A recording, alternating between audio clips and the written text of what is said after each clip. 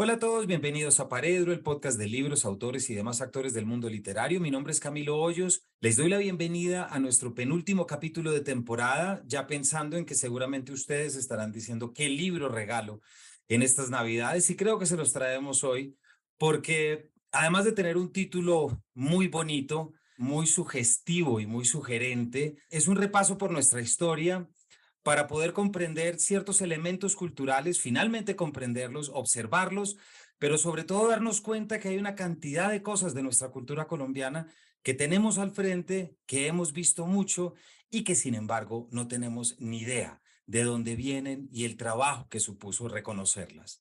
Me refiero a un libro, como les decía, que es un título que se le queda a uno pegado en cuanto entra a la librería y es La Tierra de los Tesoros Tristes, la maldición del oro y de la coca en la historia de Colombia, por Simón Posada, que es nuestro invitado de hoy. Simón, bienvenido a Paredro. Camilo, muchas gracias por esta invitación y pues por esta introducción tan animada. Muchas gracias. Para nuestra audiencia, quien no lo conoce aún, Simón nació en Medellín en 1983. Es periodista y ha trabajado en CNN en español, BBC News Mundo, Univisión, El Colombiano, El Tiempo, Grupo Editorial Planeta, Quienique, RCN Televisión y las revistas Sojo, Don Juan, Semana y Cambio.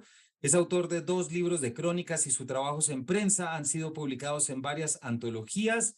Estudió guión cinematográfico en la Escuela Internacional de Cine y Televisión de San Antonio de los Baños en Cuba y además fue ganador del Premio Nacional de Periodismo Simón Bolívar a Mejor Crónica en 2015. Simón nos acompaña hoy para que podamos charlar y bueno, traerle un poco a nuestra audiencia lo que es este libro, lo que implica traer un libro como estos, en el que solamente quisiera traer el Poporo Quimbaya. ¿Quién no lo ha visto? ¿Quién no cargó con esa imagen? Me refiero, por supuesto, a los colombianos, con esa, en la moneda de 20 pesos. ¿Quién no se enfrenta día a día con los símbolos patrios, preguntándonos de dónde salen? Simón, quiero arrancar por ahí. ¿Fue ese uno de los propósitos? Es decir, ¿cómo sale? Porque ya lo he dicho y esta es la tercera vez que lo voy a decir. Tu libro trata sobre el Poporo Quimbaya. ¿Cómo llega uno a interesarse tanto y cómo llega uno a empezar a develar la historia de nuestra simbología patria y de nuestros objetos culturales? Bueno, Camilo, básicamente esto llegó por una serie de casualidades. Yo en ese momento, en el momento en que se me ocurre la idea de este libro, era editor de no ficción de Planeta y allá tuve un jefe que se llama Sergio Vilela, que él además de ser un gran editor, escribió un libro que fue un éxito comercial en Perú, que se llama La verdadera historia de, de Machu Picchu. Básicamente se trata, ese libro busca, ese libro el de Sergio Vilela se pregunta por los verdaderos dueños de Machu Picchu y sobre por qué se dice que fue Hiram Bingham el que descubrió Machu Picchu, cuando, por ejemplo, se sabe que en Cusco había una familia que decía que eran los dueños de Machu Picchu desde antes. De hecho, en los diarios de Hiram Bingham se encuentran unas marcas que él detectó en Machu Picchu, eh, que, digamos, indicaban que eran de esta familia de Cusco. Entonces, casi que Vilela hace un libro en el que este tema arqueológico se vuelve en una reflexión sobre la identidad peruana y es cómo, digamos, algo que es muy valioso como Machu Picchu, pues termina siendo importante es porque cuando lo descubre un extranjero y no cuando lo descubren los mismos peruanos, ¿no? Entonces, este libro fue muy exitoso y cuando él llegó aquí y fue jefe mío en Colombia, nos puso la labor de busquemos un tema arqueológico que nos permita hacer una lectura sobre la identidad colombiana. Yo me puse a buscar ese tema y no lo encontré. No lo encontraba, entonces busqué como Ciudad Perdida, buscaba como la historia de San Agustín y se me dificultaba como encontrar el tema. Y un día fui como al Museo del Oro a ver qué leía en alguna ficha técnica y mirando el Poporo Quimbaya empecé a charlar con una guía del Museo del Oro y me dijo, ¿usted sabía que el Poporo Quimbaya perteneció a Coriolano Amador, el hombre más rico de Colombia en el siglo XIX, el que trajo el primer carro a Colombia? Y yo dije, aquí ya hay una historia. yo empecé a rastrear esa historia de Coriolano Amador para buscar como quién le había vendido el poporo a Coriolano Amador o si él lo había encontrado. Busqué sus álbumes familiares, sus álbumes de fotos, etcétera, etcétera. Miraba así con lupa las fotos a ver si en alguna repisa de sus palacios en Medellín, porque así se le llamaban a algunas de sus residencias, el Palacio Amador, por ejemplo, que fue uno de los más famosos.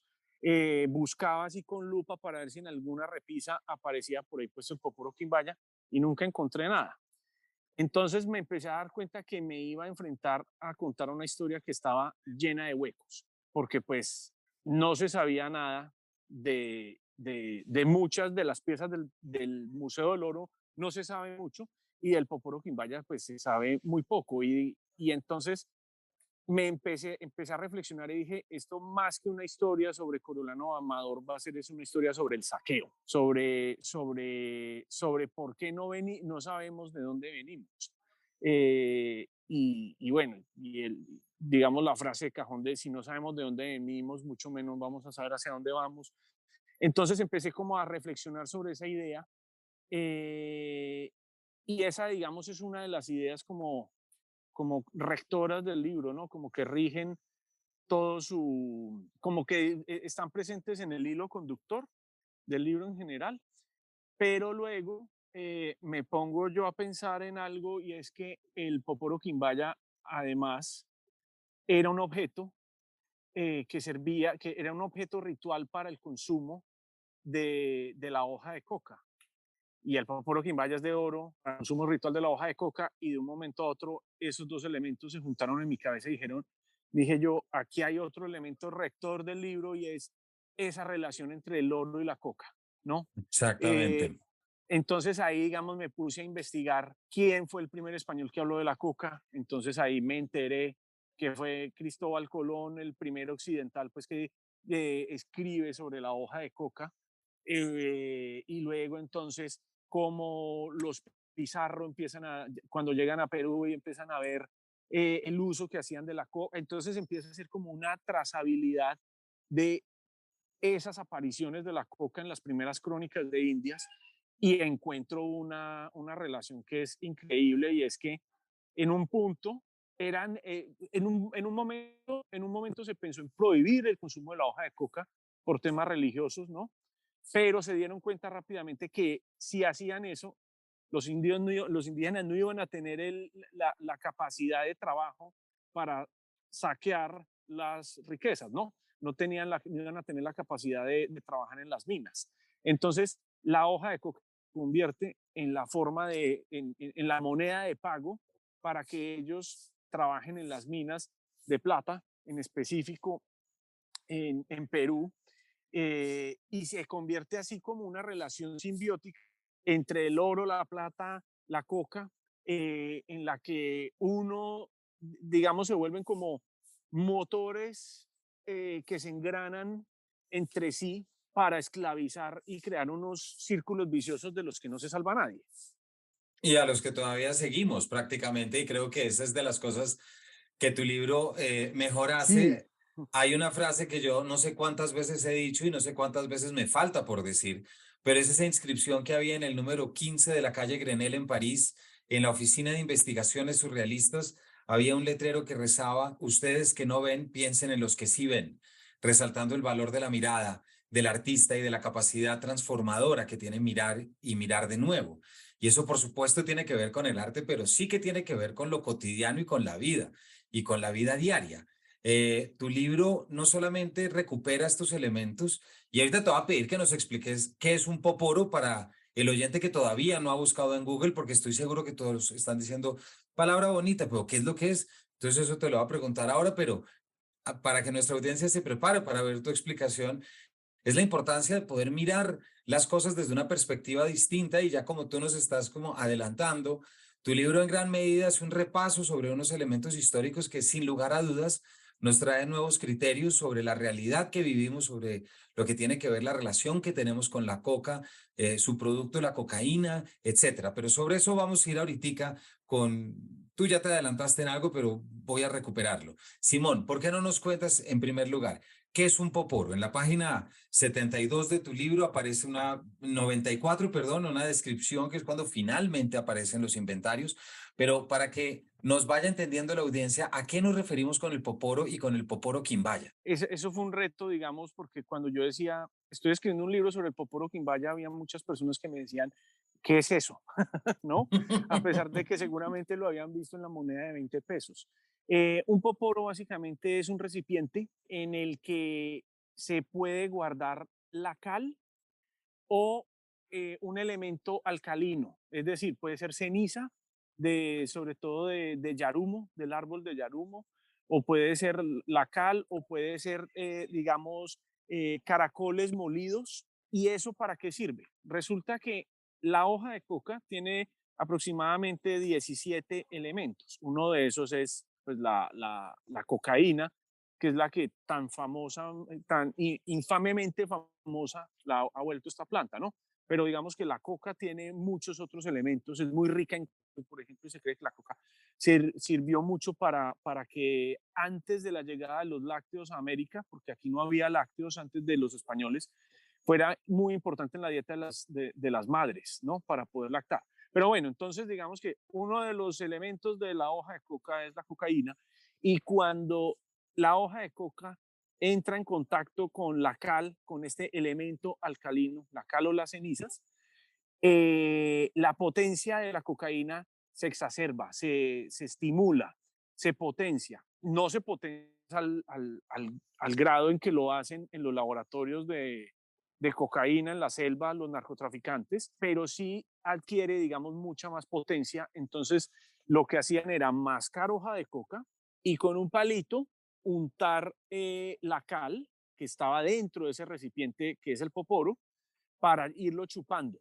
y hacer como y mezclar los dos elementos en el cachete de la persona que mascaba coca, como si fuera un pequeño laboratorio de cocaína, pero digamos que eso es 40 veces menos potente que cuando alguien inhala pues una raya de cocaína, ¿no? Es una cosa completamente diferente el consumo de hoja de coca de esta manera con el consumo ya de cocaína aislada, porque digamos lo que pasa con la cocaína, ese es el elemento aislado y llega a unos niveles de pureza por encima del 90%. Aislado es que le sacaron la cocaína de los 17 componentes de una hoja de coca, sacan la cocaína y de hecho para hacer un kilo de cocaína necesitan, dependiendo del tamaño de las hojas y dependiendo de qué tan rica es la variedad de la hoja de coca, pero para un kilo de cocaína se necesitan entre 300 y 600 kilos de hoja de coca. Eso es muchísima hoja, ¿no? Entonces, para que se vea, digamos que realmente pues coca no es cocaína. Entonces ese es el poporo, ese es el poporo. Entonces es un objeto que, digamos, tiene muchísima importancia ritual en culturas que van desde la Sierra Nevada de Santa Marta hasta, hasta la esquina más profunda de la Amazonía colombiana.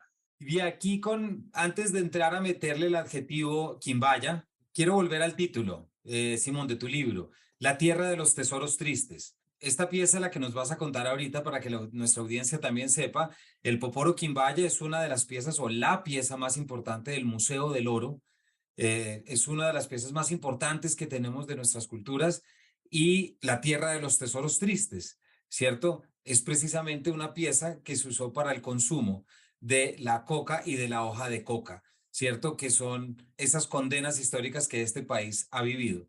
¿Por qué no nos cuentas un poquito de lo que es el Poporo Quimbaya y ese giro que tú le diste precisamente para poder dedicártele y encontrarlo tan lleno de sentido?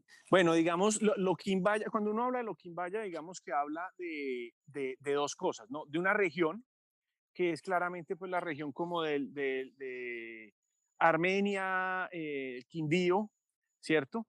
Que es toda esta región, pero digamos que Quimbaya también se refiere a un estilo con el que hacían las piezas. Entonces, digamos que, por ejemplo, el Poporo Quimbaya fue encontrado no fue encontrado en territorio Quimbaya, no fue encontrado, digamos, en el Viejo Caldas, ni donde fue encontrado, fue encontrado muy lejos, por ejemplo, donde fue encontrado el tesoro Quimbaya, que es este que está en en el Museo de Américas en Madrid, entonces, sino que fue encontrado en Antioquia, en un límite, digamos, entre unos municipios que está muy disputado, que son Yarumal, Campamento y Angostura. Allá hay como una disputa sobre en qué sitio fue que se encontró el Poporo Quimbaya y, digamos, en cuál de los tres municipios fue. Pero entonces, digamos que esa es la diferencia, ¿no? Que hay una cosa que es el estilo Quimbaya y otra cosa que es la zona Quimbaya. Y el Poporo Quimbaya, digamos que el estilo Quimbaya se caracteriza porque son piezas con formas redondeadas que toman, digamos, la inspiración de temas fitomórficos, pero para no hablar de esa manera, digamos, temas de figuras botánicas, ¿no? Inspiradas en semillas y en este caso en específico, inspirada en una especie particular de totumo.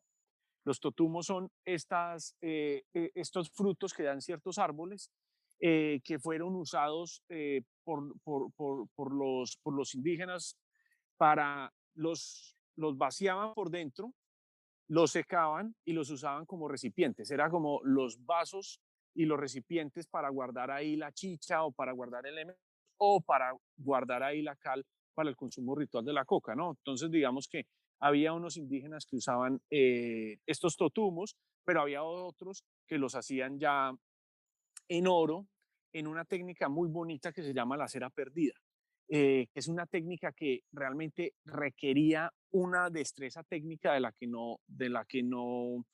no se puede comprender todavía mucho cómo fue que los indígenas lograron llegar a esa capacidad tecnológica, por ejemplo, para construir el Poporo Quimbaya. El Poporo Quimbaya es una obra de ingeniería y es una pieza de arte impresionante. ¿Cómo se construyó el Poporo Quimbaya? En un principio lo que hacían, y en esto consiste la cera perdida, es que cogen arcilla con ceniza, la mezclan bien y hacen la figura que quieren. Es decir, el poporo que hemos visto en el Museo del Oro, eh, hecho de oro, en algún momento fue hecho de arcilla mezclada con ceniza. Sobre eso, sobre ese molde, le echaron cera de abejas. Y después sobre esa cera de abejas le echaron una capa de arcilla que aguantara mucho el calor. Y a esa última capa le hicieron como unos huecos. ¿Para qué?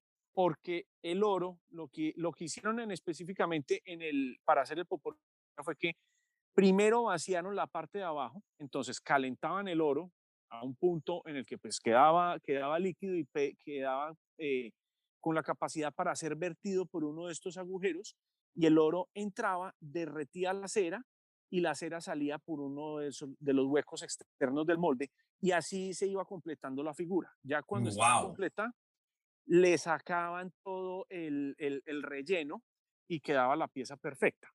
Entonces, digamos, en el Poporo Quimbaya es increíble porque uno prácticamente no le logra ver como empates, no le logra ver soldaduras.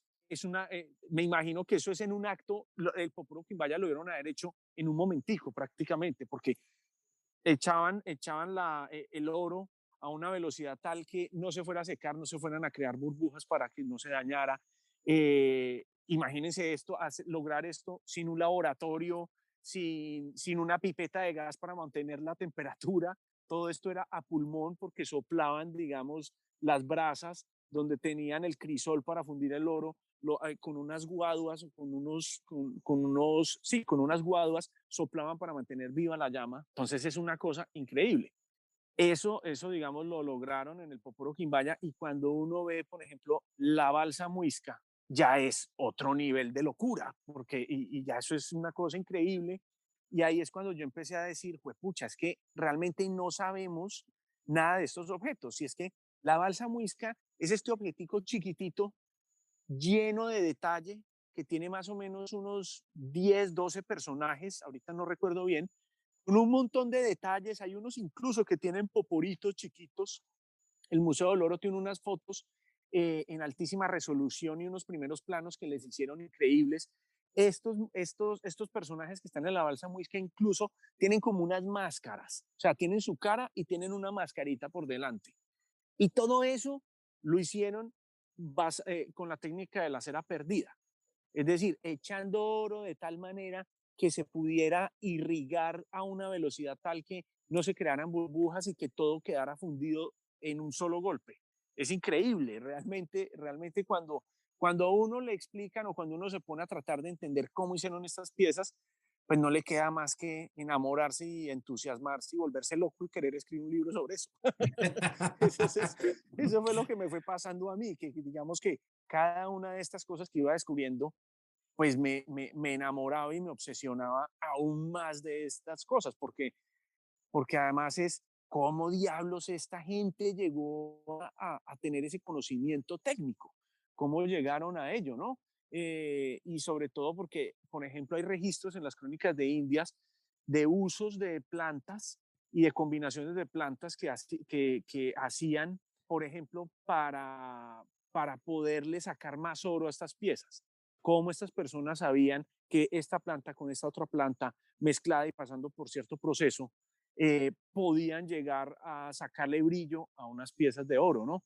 Es realmente como que uno no entiende y realmente no entiende, no entiende. Entonces es una historia llena de misterios y de cosas que todavía no entendemos y que estamos muy lejos de entender, en parte pues por la falta de fondos para el trabajo científico de instituciones, por ejemplo, como el Museo del Oro, pero también como por la falta de interés, ¿no? Pues porque eso es una vaina ahí que a la que uno ha ido mil veces y lo llevaron en el colegio y cuando llega alguien del extranjero, pues uno lo lleva y le da un tour y le muestra eso, pero uno ni entiende y digamos que la relación que tenemos hoy con esas piezas es como ir a visitar una joyería, básicamente, ¿no?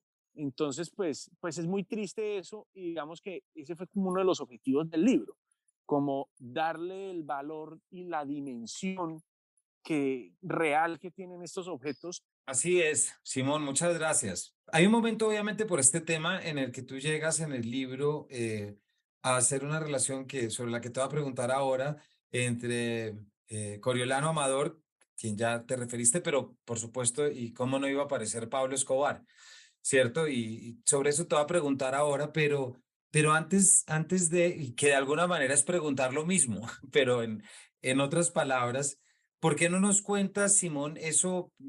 Tú haces un trabajo, es decir, no solamente resaltas como acabas de hacer en este comentario, sino en el libro también te refieres y destacas ese conocimiento técnico indígena, ese conocimiento químico, por ejemplo, y esa capacidad de ingeniería, no sé si esa es la palabra, pero para el desarrollo y para el manejo. Pero, ¿por qué no nos cuentas un poco el papel que cumplió? Porque es que yo creo que la audiencia en esto va a encontrar cosas que muy seguramente no ha oído, como me pasó a mí, ese viejo negocio de traficar con coca o con hoja de coca por oro. Creemos que es una cosa de Scarface de los 60, pero es mucho más viejo y tú te encargas de mostrarlo. ¿Por qué no nos das un adelanto para dejar a la audiencia un poco antojada de esa historia que tú traes y de cómo ya mencionaste algo de Pizarro y demás, pero lo que supuso ese contrabando y mercadeo de hoja de coca? Y lo que tú te refieres en el libro como el matrimonio entre la coca, el oro y la plata. Sí, por ejemplo, se estima que muchas de las ganancias que tuvieron la familia Pizarro, los hermanos Pizarro durante muchos años, fueron por concepto del comercio de la hoja de coca más que de la explotación de plata y de oro. Y es que esto se volvió, la coca era un elemento de primera necesidad. Eh, Como lo decía pues ahorita, sobre todo porque era la única manera en la que los indígenas iban a poder soportar el trabajo en las minas a esas altitudes y esas jornadas de trabajo extenuantes, pues producto de la esclavitud, ¿no? De hecho, existía antes en el imperio inca, antes de que llegaran los españoles, existían unos sistemas de trueque en los que, por ejemplo, las personas no, que cultivaban coca por trueque les empezaba a llegar otro tipo de productos, les llegaba papa o les llegaba carne o les llegaba otro tipo de productos, frutas, etcétera, y tenían una economía muy bonita y muy circular en la que digamos que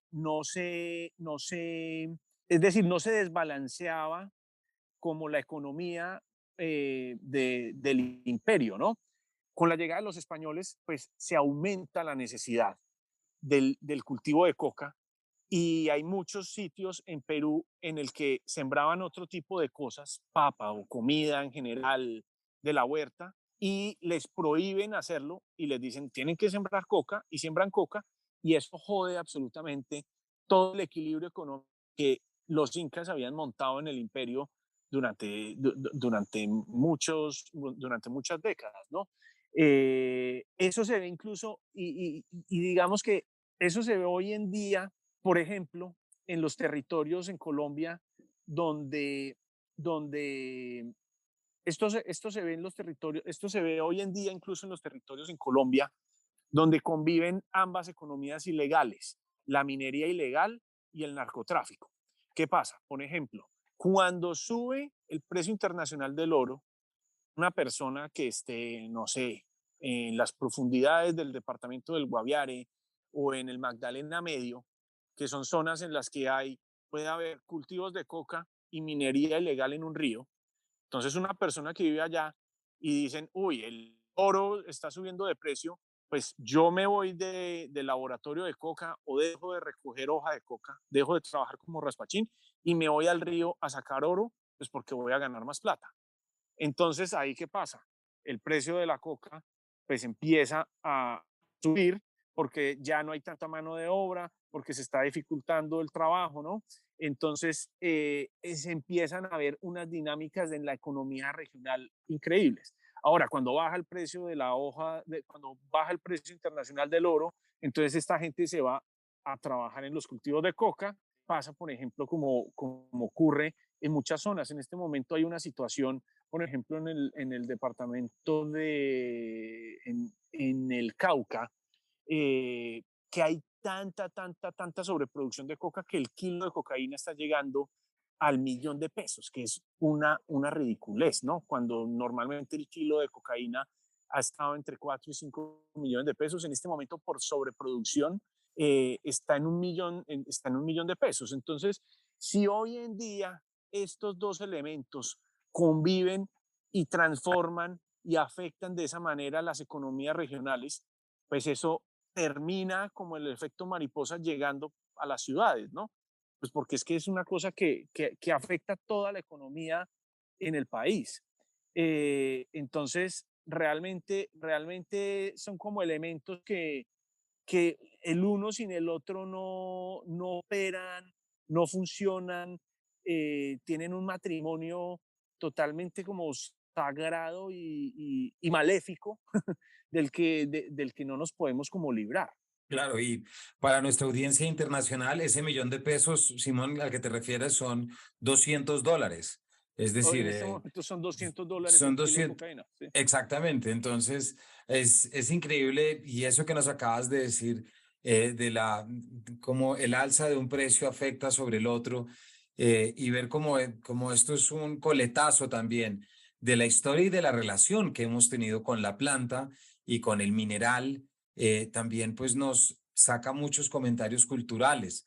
¿Por qué no nos cuentas, ya volviendo a lo que había anunciado, por qué no nos cuentas ese paralelismo que tú haces siempre con tu título detrás entre Coriolano, que es quien fue propietario y el minero, y empresario y quien tantas cosas hizo, con Pablo Escobar, un nombre que es difícil pasar de largo en una historia como esta? Sí, digamos que me parece que esa fue una comparación muy arriesgada que hice dije, me tengo que arriesgar a hacerla, pero me pareció totalmente válida. ¿Y qué es lo que sucede? Digamos que cuando yo empecé a leer la historia de Coriolano Amador, me encontré con una historia totalmente chiflada y exótica, ¿no? Porque, digamos, este tipo hacía unas fiestas increíbles en su casa en la que la fuente del patio la llenaba con champaña y en esos días no se encontraban más músicos en las calles de Medellín trabajando porque todos estaban en la casa de él. Él trajo el primer carro a Colombia,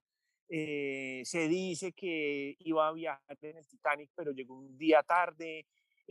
Hacía unos viajes a Europa que duraban 6 meses, un año y medio, 2 años, y cuando regresaba llegaba con 500 mulas trajo el primer gramófono, trajo el primer cinematógrafo, trayendo las cosas más extrañas del mundo en esa época, ¿no? En el siglo XIX. Entonces yo, digamos, yo nací en 1983 en Medellín y pues empecé y digamos que crecí viendo todo el tema de la guerra contra el cartel de Medellín. Empiezo a leer esta historia y digamos, no me queda de otra sino que hacer una comparación inmediata con Pablo Escobar, ¿no?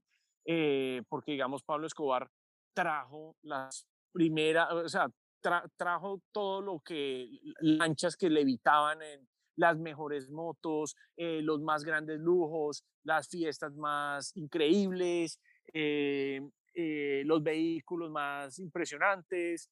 Entonces, digamos que para mí fue una comparación muy, muy rápida y muy fácil de hacer. Y de ahí me ayudó, digamos, otra vez a encontrar cómo la coca y el oro se relacionan de esa manera, ¿no? Pues porque, digamos, bueno, Coriolano Amador, además hay que decirlo, hay una cosa que no he aclarado aquí y es que Coriolano Amador era dueño de una de las minas de oro más productivas, o de, bueno, la mina de oro más productiva del siglo XIX en Colombia, que se llamaba la mina El Zancudo, que llegó a ser, digamos, tan rica que incluso acuñaron moneda, es decir, había billetes en Medellín ando con la cara de Coriolano Amador y la gente compraba cosas con los billetes de Coriolano Amador, con la cara de Coriolano Amador en Medellín. Eso ya después prohibieron la emisión de billetes por entidades privadas y ya después lo centralizaron en lo que iba a terminar siendo pues el Banco de la República, como se conoce hoy en día, pero digamos, para mí fue muy fácil ver cómo Medellín en específico no había visto tanta riqueza como cuando Coriolano Amador con su fiebre del oro y como Pablo Escobar con su fiebre de la cocaína, ¿no?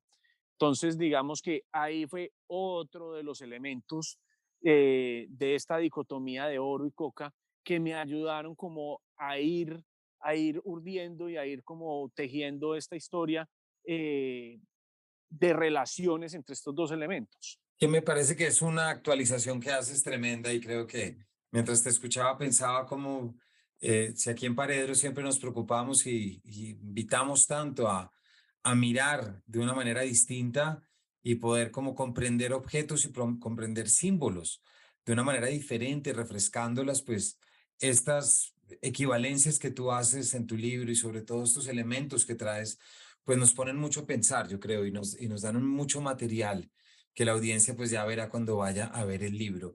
Simón, se nos acaba el tiempo, pero hay cosas que todavía no puedo dejar pasar. Hay algo muy importante, tú ya estás hablando y ya te referiste a eso en una respuesta, y es que si no conocemos lo que son nuestros objetos, no sabemos de dónde venimos, por lo menos nuestras culturas ancestrales y nuestras comunidades indígenas. Y cuando tú haces el rastreo de cómo llegó el poporo a ser, digamos, a existir, porque fue dentro de su cultura, pero tú haces un rastreo muy interesante de fue de quién, dónde estuvo, dónde vino, dónde se llegó, y ahí traes algo que cuando uno lo piensa y mientras te lee, valora más cuando puede ver, sea en museos o en otros lugares, estas piezas y sobre todo piezas en oro, porque nuestro pasado patrimonial estuvo, y me atrevo a decir que está increíblemente amenazado por los guaqueros, por los coleccionistas. Y cuando hablo de guaqueros, también hablo por los fundicionistas, es decir,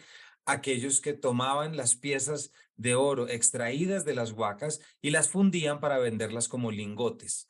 Me parece que eso que traes también nos pone a pensar, no solamente, vuelvo a decirlo, en ese título tuyo de La Tierra de los Tesoros Tristes, sino que también echa una bruma más pesada sobre eso que tanto hemos visto, esa gran dificultad que es entender para un colombiano de dónde viene y por qué es como es. Totalmente, sí. La cuestión ahí es, lo que pasa es que este país se ha ido construyendo, mejor dicho, no sabíamos ni siquiera que íbamos a ser un país, ¿no? Esto ha sido un proyecto en el que de improvisación absoluta en el que Colombia en cierta manera es como esas casas de los tíos abuelos. A ver, lo digo de esta manera, yo tenía unos 3 tíos abuelos que vivían juntos.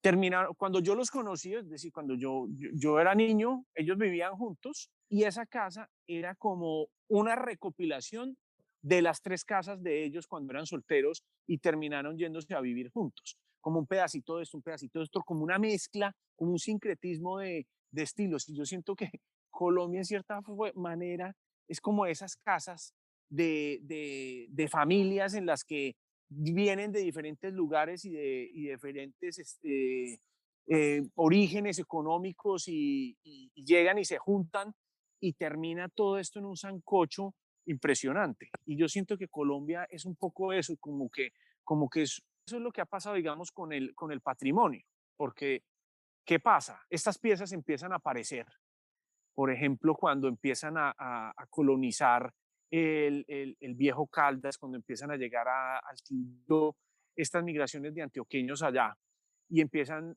digamos, a tumbar monte para empezar a sembrar cosas, y al tumbar monte, pues se dan cuenta que hay una huaca, que hay un entierro, que abren un hueco para sembrar algo y se encuentran ahí un tesoro. Entonces, digamos que esto empieza a tener un comercio totalmente desordenado en el que el país, digamos, no tenía como una legislación ni una idea de qué hacer con estas cosas que empezaron a aparecer, ¿no?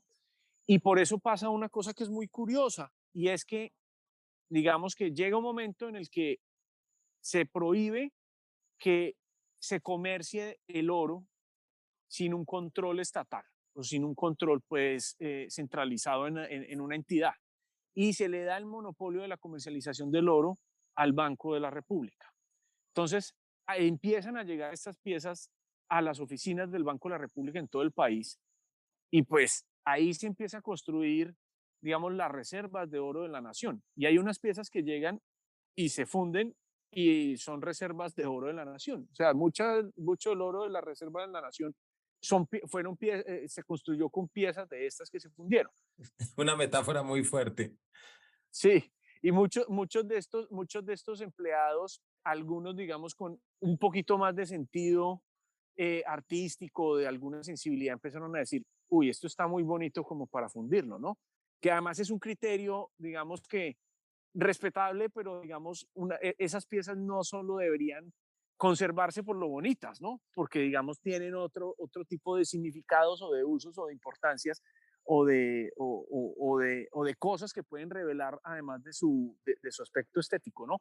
Entonces, se empieza así el Banco de la República, que es el Banco de la República, el encargado, digamos, de cuidar la economía del país, en el guardián del patrimonio histórico y arqueológico del país. Es decir, era una entidad que no tenía esa expertise y no tenía, digamos, la obligación de hacerlo, ¿no? Y en esta investigación yo encuentro, por ejemplo, cartas del Ministerio de Educación en el que le dice, por favor, Banco de la República, compre estas piezas y cuídelas, porque pues no lo decían de esta manera, pero era como, nadie más tiene plata, ustedes que tienen plata y pueden, háganlo. Y el banco termina haciéndolo a pesar de que no era su misión. Y esta historia, digamos, tiene muchos personajes que salvaron muchas piezas. Por ejemplo, uno de ellos fue Vicente Restrepo, que tenía un laboratorio, uno de los primeros laboratorios de fotografía en Colombia, y tenía una fundición de oro. Entonces, al lado tenía un laboratorio de fotografía y al lado tenía una fundición de oro. Y de hecho, la primera fotografía del Poporo Quimbaya la toma él. Y digamos que pues la toman en su laboratorio. Y digamos que esa es una de las pistas que yo encontré de quizá cómo el Poporo fue desenterrado, cómo pudo haber llegado a Medellín, y de pronto pudo haber llegado a Medellín a través de un personaje como Vicente Restrepo, ¿no? Que llegó esa pieza a su fundición seguramente, porque digamos no se sabe a ciencia cierta, y dijo, esto está muy bonito como para fundirlo, y debe tener Vicente Restrepo era igual un tipo muy estudioso y no debía solo un ojo estético para esto, sino pues digamos también como un ojo también arqueológico y antropológico. Y muchas de estas piezas fueron salvadas por él. y quizá muchas otras también las pudo haber fundido él, ¿no?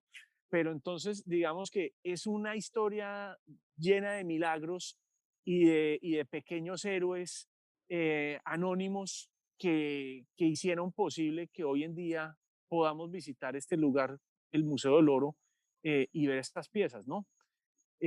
Hay muchas otras de estas piezas que están en colecciones privadas y que ni idea de que, cómo son, dónde están y qué pueden revelar del pasado de este país. Sí, y eso siempre es y un poco volviendo ya en tu libro, tú lo dices con detalle, pero ese momento en el que el banco recibe 7.000 piezas que han sido compradas, que han sido reclamadas, o no sé, o por policía quitada, entregadas al arqueólogo español José Pérez de Barradas y al mexicano Carlos Margaín, para que más o menos les dijeran, venga, ayúdenos a entender esto qué es, y no lo dices tú así, pero se entiende y cuéntenos quiénes somos.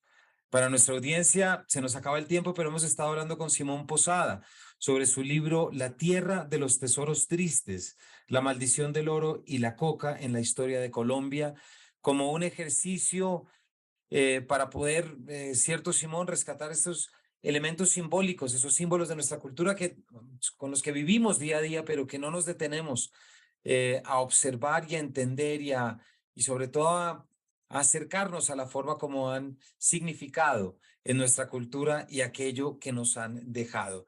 De allí que esta es una recomendación que les hacemos desde acá. Si no saben todavía cuál es ese regalo de Navidad, pues ya lo tienen, porque no solamente desde acá, sino en general nos tenemos que interesar más por los libros que nos expliquen quiénes somos, cuál es la relación que tenemos con las cosas. Esa también ha sido desde aquí, desde Paredro, una obsesión a través de la literatura, pero en este caso a través de la no ficción, y contigo, Simón, entendemos cómo los objetos y las historias nos acercan a orígenes insospechados. Simón, muchísimas gracias por habernos acompañado. Camilo, no, muchísimas gracias a ti por esta labor de, como bien lo dices, de promover las miradas diferentes y de detenerse y volver a mirar las cosas que una y otra vez nos pasan al frente y de las que no caemos en cuenta. Entonces, de verdad que muchas gracias por esta labor. No, Simón, a ti. Gracias por esas palabras sobre este espacio, porque creo que estoy completamente de acuerdo, de eso se trata, y tu libro así lo demuestra. Así que ya saben, el camino hasta su librería más cercana o el teléfono de su librero para poder llegarle a este libro publicado por Aguilar, La Tierra de los Tesoros Tristes por Simón Pesada. Sin más, nos despedimos de ustedes. Gracias por habernos acompañado y nos vemos en una próxima edición de este Paredro. Muchas gracias.